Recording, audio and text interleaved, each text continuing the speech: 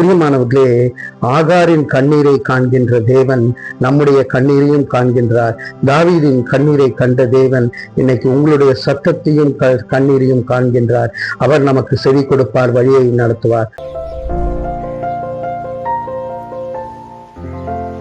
பிரியமானவர்களே, 1 சாமுவேல் 30வது அதிகாரம் முதல் 2 வசனங்களிலே தாவீதும் அவன் மனுஷரும் 3ஆம் நாளிலே சிக்லாக்குக்கு வந்து சேருகிறதற்குள்ளே அமலேக்கியர் தென்புறத்துக்கு சீமையின் மேலும் சிக்லாக்கின் மேலும் விழுந்து சிக்லாகை கொள்ளையடித்து அதை அக்னியால் சுட்டெரித்து அதில் இருந்த ஸ்திரீகளாகிய சிறியவர்களையும் பெரியவர்களையும் சிறைப்பிடித்து ஒருவரையும் கொன்று போடாமல் அவர்களை பிடித்து கொண்டு தங்கள் வழியே போய்விட்டார்கள்.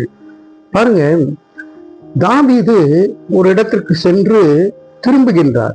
அவர் திரும்புகின்ற வரைக்கும் 3ஆம் நாளிலே அவங்க என்ன நடக்கிறது என்றால், அவங்க சிக்லாகுக்கு என்கின்ற இடத்துல இவங்க எல்லாம் குடியிருக்கிறாங்க. அந்த சிக்லாகுக்கு திரும்ப வரத்துக்கு முன்பதாக அமலேக்கியர் வந்து அந்த இடத்துல சூறையாடி நெருப்பு வச்சு அங்க இருக்கிற எல்லாத்தையும் கொளுத்தி அவங்க மக்களை எல்லாம் கடத்தி கொண்டு சிறை பிடித்து சென்று போகின்ற காட்சி.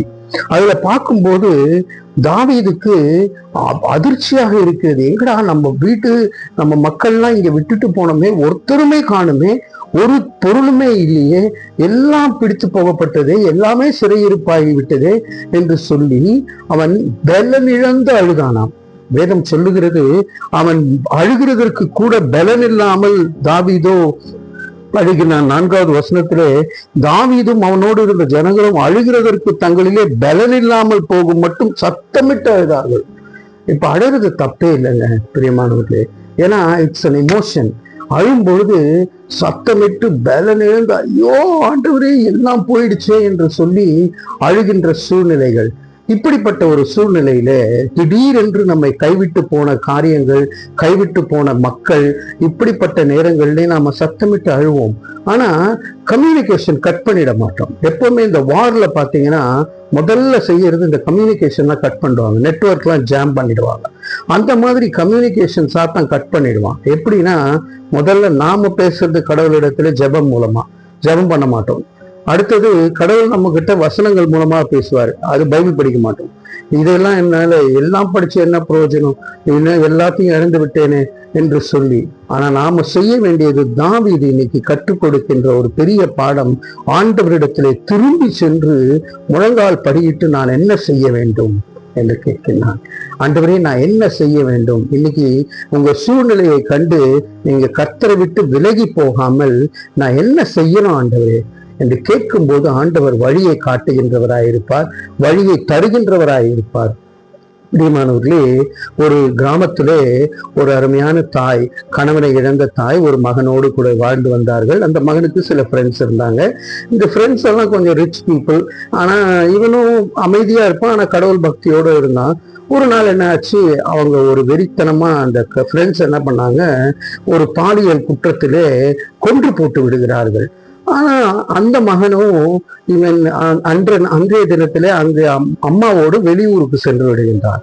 அப்போ இவன் போலீஸ் வந்து அரெஸ்ட் பண்ணும்போது என்ன செய்யறாங்க, இவங்க கூட இருந்த ஃப்ரெண்ட்ஸ் எல்லாரையும் அரெஸ்ட் பண்ணணும்ட்டு இந்த மகனையும் அரெஸ்ட் பண்ணி விடுகிறார்கள். அவங்க எல்லாம் செல்வாக்கு நிறைந்தவர்களாக இருக்கிறபடினால ஜட்ஜிட்ட பணத்தையோ இதையும் கொடுத்து எப்படியோ மீட்டு கொண்டார்கள். ஆனா இவனை மட்டும் மீட்டு கொள்ள முடியவில்லை. அவங்க அம்மா எப்போதும் நீதிமன்றத்துக்கு போறாங்க, அழுகின்றார்கள்.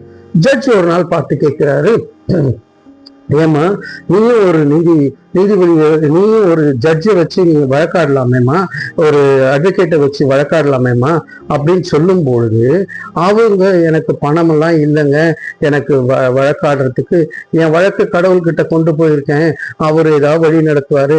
ஆனா உண்மை என்னன்னா, அன்னைக்கு என் கூட என் மகன் இருந்தான், இந்த இடத்துலதான் இருந்தான், நீங்க வேணா போலீஸ் அனுப்பி நிச்சயம் படுத்திக்கோங்க அந்த இடத்த அப்படின்னு.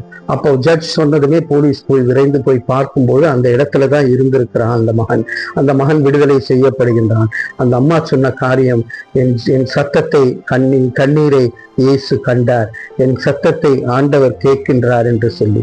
பிரியமானவர்களே, ஆகாரின் கண்ணீரை காண்கின்ற தேவன் நம்முடைய கண்ணீரையும் காண்கின்றார். தாவீதின் கண்ணீரை கண்ட தேவன் இன்னைக்கு உங்களுடைய சத்தத்தையும் கண்ணீரையும் காண்கின்றார். அவர் நமக்கு செவி கொடுப்பார், வழியை நடத்துவார். தலைகளை தாழ்த்தி தேவனை நோக்கி பார்ப்போம். அன்பின் பரலோக பிதாவே, நாங்கள் எங்களுடைய பொருட்கள் எல்லாம் இழந்து விட்டாலும் ஆண்டவரே, உம்மை இழந்து விடாதபடிக்கு நாங்கள் உம்மை பற்றி கொண்டு ஜீவிக்கிறோம். நீங்க எங்களுக்கு வழி நடத்துங்க. இயேசுவின் மூலம் ஜெபிக்கிறோம் நல்ல பிதாவே. ஆமேன், ஆமேன்.